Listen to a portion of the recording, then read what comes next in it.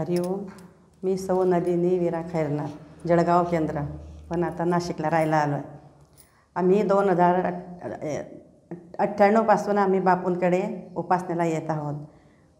पहिला अनुभव म्हणजे आम्ही उपासनेला जात होतो आणि उपासनेला गेल्यानंतर एका शनिवारी माझा मुलगा 4थीला असेल बहुतेक, उपासनेला गेलो, उपासना वगैरे झाली आणि उपासना झाल्यानंतर आम्ही कार्यकर्ते असल्यामुळे आम्ही थांबलो तिथे आणि मुलं पुढे निघाले. माझे 2 मुलं आणि आमच्या कॉलनीतले असे थोडे गेले घरून आणि केंद्रातून, आणि पुढे गेल्यावर माझ्या लहान मुलाचा ॲक्सिडेंट झाला. त्याला गाडी खाली पूर्ण म्हणजे असं केला तो पूर्ण असा, पण बापूंनी त्याला इतकं अलगद उचललं की त्याला काहीच होऊ दिलं नाही. त्याची सायकल पूर्ण तुकडे झाले आणि अक्षरशः सगळे घाबरून गेले. हे मुलं नंतर आम्हाला सांगायला आले की तुमचा मुलगा गाडीखाली गेला बा असं.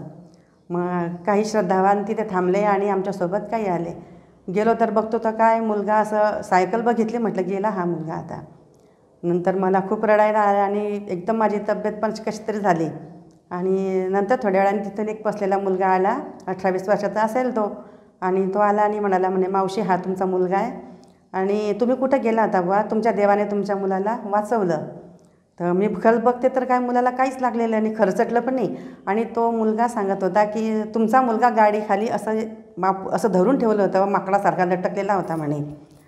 आणि अक्षरशः मग आम्ही खूप रडायला लागली. मी अशी म्हटलं आता काय बापरे गेला म्हटलं हा.